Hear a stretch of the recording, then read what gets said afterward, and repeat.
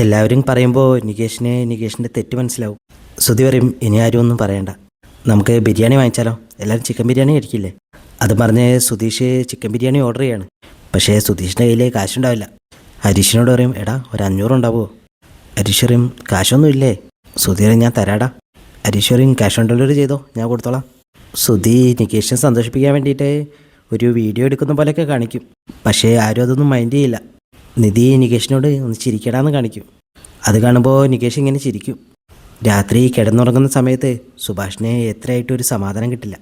സുഭാഷിൻ്റെ കാലിലൊരു മുണ്ട് കെട്ടിയിട്ട് അതിൻ്റെ മറ്റേ അറ്റം നികേഷിൻ്റെ കാലിൽ കെട്ടാൻ നോക്കുകയാണ്. റൂമിൻ്റെ പുറത്ത് വന്ന് നിൽക്കുന്ന നിധി ഇതൊക്കെ കാണുന്നുണ്ട്.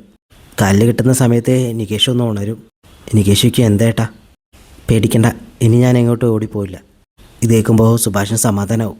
സുഭാഷ് അത് അയക്കാൻ നോക്കുമ്പോൾ നികേഷ് പറയും, അതവിടെ കിടന്നോട്ടെ, കൂട്ടിക്കെട്ടാൻ ഒരാളുണ്ടാവുന്നത് എപ്പോഴും നല്ലതാ. സുഭാഷ് പിന്നെയും നികേഷിനെ കെട്ടിപ്പിടിച്ച് കരഞ്ഞാണ്. നികേഷും നിധിയും കൂടെ രാവിലെ അമ്പലത്തിൽ പോവാണ്. നിധി ഒരു പഴം കൊടുത്തിട്ട് നികേഷിനോട് കഴിക്കാൻ പറയും. നികേഷ് പറയും, വേണ്ട ഏട്ടത്തി. നിധി നികേഷിനെ സമാധാനിപ്പിക്കാൻ നോക്കുമ്പോൾ നികേഷ് പറയും, സഹിക്കാൻ കഴിയുന്നില്ല ഏട്ടത്തി. നിധി പറയും, നീ എന്തിനിങ്ങനെ വിഷമിക്കുന്നത്? ആ വീട്ടിൽ ആരെങ്കിലും നിന്നെ അന്യനായിട്ട് കണ്ടിട്ടുണ്ടോ? ശ്രുതി ഹരീഷും ആ വീട്ടിൽ അടി കൂടുന്നത് ഞാൻ കണ്ടിട്ടുണ്ട്. പക്ഷേ അവിടെ ആരും നിന്നെ ഒരു വാക്കുകൊണ്ട് പോലും നോവിക്കുന്നത് ഞാൻ കണ്ടിട്ടില്ല.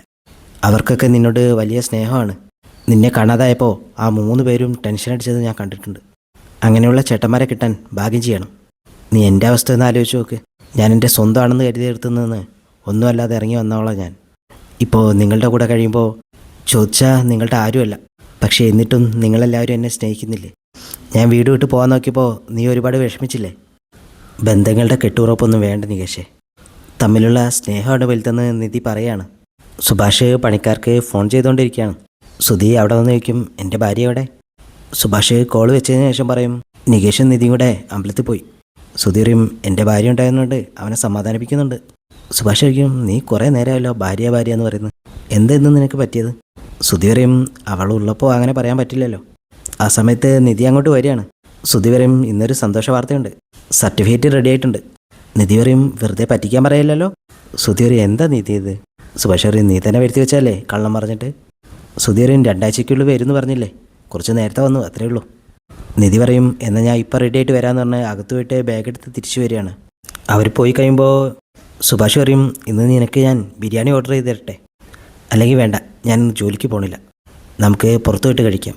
നികേഷ് പറയും, വേണ്ട ഏട്ടാ, ഞാൻ ഓക്കെയാണ്. സുഭാഷ് പറയും, എന്നാൽ ഞാൻ ചായ എടുക്കാം. സുഭാഷ് പോകാൻ തുടങ്ങുമ്പോൾ നികേഷ് ചോദിക്കും, ഒരു കാര്യം ചോദിക്കട്ടെ, അവർ ഇപ്പോഴും ജീവിച്ചിരിപ്പുണ്ടോ? അവർ ഇങ്ങോട്ട് വന്ന കാലത്ത് നിങ്ങൾക്ക് അവരോട് ദേഷ്യം തോന്നിയിരുന്നോ? അവർ നിങ്ങളോട് നല്ലപോലെയാണോ പെരുമാറിയത്? ഇങ്ങനെ ഓരോന്ന് ചോദിച്ചുകൊണ്ട് നിൽക്കുകയാണ് നികേഷ്.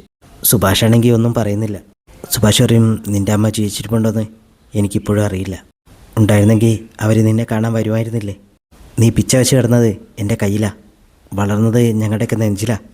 ഇനി നീ അല്ലെന്ന് പറഞ്ഞാലും ഞങ്ങൾ നിൻ്റെ ചേട്ടന്മാരല്ലാതാവില്ല നികേഷേ. ആ ഫോട്ടോ കണ്ടില്ലായിരുന്നെങ്കിൽ നീ ഇതിനെപ്പറ്റി ഒന്നും ആലോചിക്കില്ലായിരുന്നു. സുഭാഷിൻ്റെ തലയിൽ നികേഷിൻ്റെ കൈവച്ച് സത്യം ചെയ്യിപ്പിക്കുകയാണ്. ഇനി ഇതിനെക്കുറിച്ചൊന്നും ആലോചിക്കില്ലെന്ന് പറ. നികേഷ് ഇനി ആലോചിക്കില്ലെന്ന് സത്യം ചെയ്യും. സുഭാഷ് ചായ എടുക്കാൻ പോകാൻ തുടങ്ങുമ്പോൾ നികേഷ് സുഭാഷിനെ കൈ പിടിച്ച് വെക്കുകയാണ്.